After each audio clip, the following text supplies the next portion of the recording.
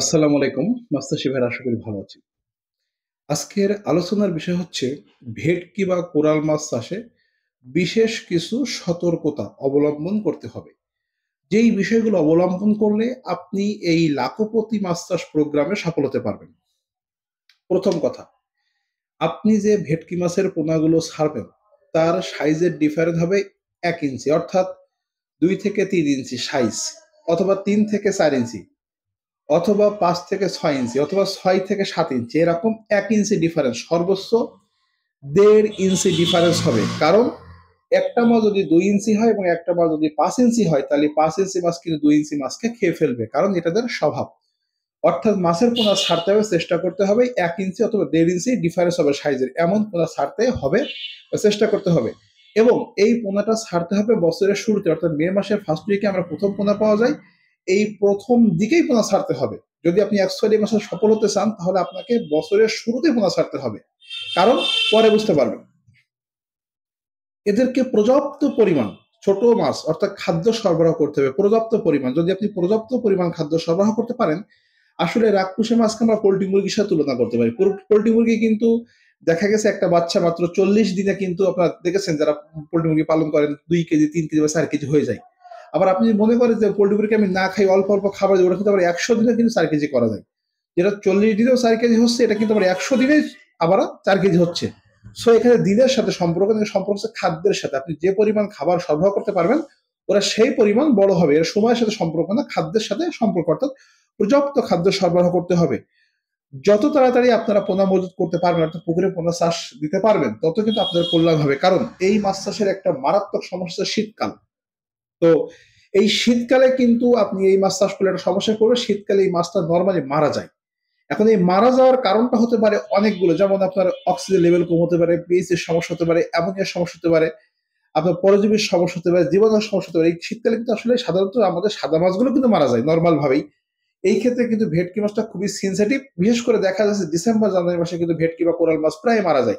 ১ KG ৮০০ গ্রামের মাছ তো মারা যায়। এই জন্য চেষ্টা করতে হবে যত দ্রুত সম্ভব পোনা মজুত করে শীতের পূর্বে যখনই মরা শুরু হবে তখনই আমার মাছটা বাজারজাত করতে পারে। তো সেই সব মাছের সাইজ হবে ১ কেজি ১.৫ কেজি ২ কেজি হয়ে যাবে, বাজারজাত করে ফেলতে হবে। এবং আপনাকে শীতকালীন সময়ে অবশ্যই চুন, লবণ, জীবাণুনাশক, পরজীবীনাশক এবং প্রোবায়োটিক এগুলো কন্টিনিউ করতে হবে, একদম রেগুলারলি করতে হবে। এবং আপনার পানির টেম্পারেচার মানে বাড়ানোর জন্য বোরিং এর কন্টিনিউ পানি দিবেন।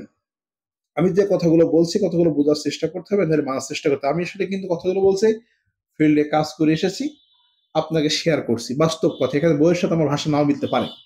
তো এই সাইজের ডিফারেন্স যদি আপনার ১-১.৫ ইঞ্চি হয়, তাহলে কিন্তু ক্ষতিগ্রস্ত হবেন না। কিন্তু যদি ৩ ইঞ্চি বা ৪ ইঞ্চি ডিফারেন্স হয়ে যাবে, আপনার আসলে ৫ ইঞ্চি আর ১০ ইঞ্চি, তাহলে কিন্তু রিস্ক থেকে যাবে।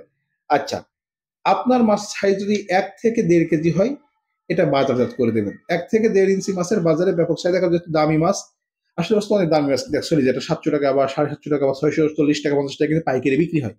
তো দেখা যায় ১.৫ কেজি একটা মাছ কিন্তু আসলে আপনি পাইকারি ১,০০০ টাকা বিক্রি করলে যে খুচরা কিন্তু ১২০০ টাকা কিনতে হবে। এখন মাছ যদি খুব বড় হয় ৫ কেজি বা ১০ কেজি হয়, তাহলে কিন্তু ওই মাছটা কিন্তু আসলে লোকের কিনা খুব টাফ হয়ে যায়। এই জন্য কিন্তু আপনার বাজারে ব্যাপক চাহিদা বা স্ট্যান্ডার্ড সাইজ হচ্ছে ১ থেকে ১.৫ কেজি। তো এই সাইজের মাছটা আপনি বাজার করতে পারবেন, সেটা আমি বিশ্বাস করি। মে মাস থেকে শুরু করে May, June, July, August, September, October, November, December, অর্থাৎ ৮ মাস। ৮ মাসের ভিতরে আপনার মাছ পর্যাপ্ত খাবার দিলে এই ২ ইঞ্চি ৩ ইঞ্চি মাছ অনায়াসে আপনার ১ কেজি ১ কেজি হয়ে যাবে, কোনো সন্দেহ নেই। এবং বাজারজাত করার পূর্বে, অর্থাৎ বাজারে যখন মাছটা পাঠাবেন, এটা কিন্তু মূল বাজার ঢাকা শহর। এটার মূল মূল জায়গাটা হচ্ছে ঢাকা। আপনি চাইলে জেলা শহরে মজুত করতে পারেন, আপনাদের জেলা শহর সেখানে মজুত করতে পারেন। তবে মাছটা যখন বাজারে পাঠাবেন, চেষ্টা করবেন জীবিত পাঠানোর জন্য, এবং আসলে সেই আড়তের সাথে পূর্বে কন্ট্যাক্ট করে দেবেন যে আমি এই সাইজের মাছ দেবো, আপনি আমাকে কি রেট দেবেন, আগের থেকে কন্ট্যাক্ট করে দেবেন। তাহলে কিন্তু আপনি বাধ্য হয়ে যাবেন, যেহেতু দামি মাছ বাজারে যাচ্ছে, সাইজ আছে ৫ মণ, আপনি নিয়ে গেছেন ২০ মণ, লাস্টে কিন্তু আপনাকে মানে কাঁদতে কাঁদতে চোখের পানি ফেলতে বাসায় আসতে হবে। সো এই যেগুলো খেয়াল করবেন, আমি যে কথাগুলো বলছি আমার প্রতিটা কথা একদম বাস্তব রিলেটেড। এই কথাগুলো যদি মেনে আপনারা চলেন, যে কোনো মাছের ক্ষেত্রে আপনারা ক্ষতিগ্রস্ত হবেন না।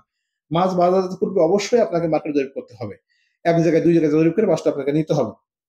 এবং সবসময় চেষ্টা করবেন মাছটা জীবিত নেওয়ার জন্য, অথবা অক্সিজেন দিয়ে বা সিস্টেমে যদি জীবিত নিতে পারেন, তাহলে মরা মাছের দাম যদি আপনি এক্সাম্পল যা পাবেন, তার থেকে জীবিত মাছের দামটা আপনি বেশি পাবেন।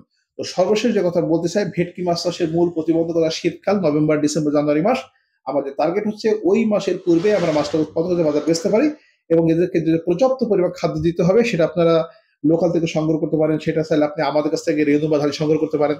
যে কোনোভাবে যে সিস্টেমে হোক আপনার কিন্তু পর্যাপ্ত পরিমাণে খাদ্য সরবরাহ নিশ্চিত করতে হবে। যদি আপনার কাছে অলস টাকা থাকে, যে আপনার অলস টাকা আছে, আপনি এখানে ইনভেস্ট করতে পারেন।